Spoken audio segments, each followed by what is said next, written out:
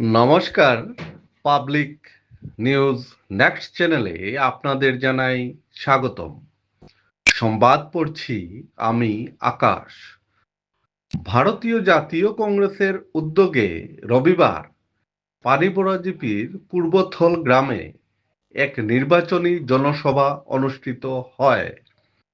এদিন ধলাই বিধানসভা সমষ্টির কংগ্রেস মনোনীত প্রার্থী ধ্রুবজ্যোতি পুরকায়স্থকে ভোট দিয়ে জয়ী করার আহ্বান জানিয়ে বক্তব্য রাখেন নরসিংহপুর ব্লক কংগ্রেস সভাপতি রাজন পালিত, পানিভরা মণ্ডল কংগ্রেস সভাপতি উজ্জ্বল কান্তি দেব, অর্জুন সিনহা, নির্মল সিনহা, মমতা সিনহা প্রমুখ।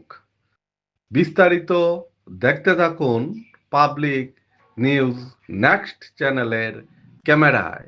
26-এর নির্বাচনে আজকে আমাদের পানিভরা জিপিতে পুরুপথল 69 পিএসে আমরা একটা বিশাল সভা হয়েছে। সেই সভায় আমাদের প্রত্যেক কংগ্রেসের কর্মকর্তা বৃন্দগণ সবাই যাতে একই সঙ্গে কাজ করে আমাদের কংগ্রেসকে জয়ী করার জন্য এবং আমাদের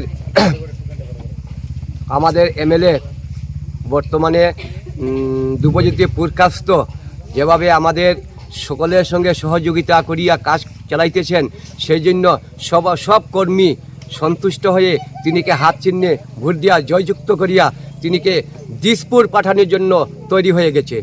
আর বিশেষ করে আগামীতে 2026-এর ইলেকশনে আমাদের তরুণ গগৈর পুত্র গৌরব গগৈ মুখ্যমন্ত্রী হবেন বলে সবাই সমস্ত আসামবাসী একসঙ্গে হাত মিলিয়ে হাতের চিহ্নে চাপ দিয়ে গৌরব গগৈকে মুখ্যমন্ত্রী পদে বসাবার জন্য আমরা সবে একযুগ হয়ে আমরা 9 এপ্রিলে আমরা সবাই কংগ্রেসে হাত চিহ্নে ভোট দেওয়া জয়যুক্ত করব বলিয়া আজকে আমরা সবাই একত্রিত হয়েছি আমাদের পুরুপথল গ্রামে পানিভরা জিপিতে।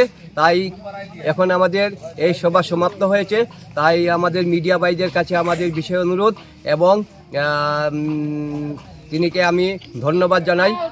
এই বলে আমার বক্তব্য শেষ করলাম।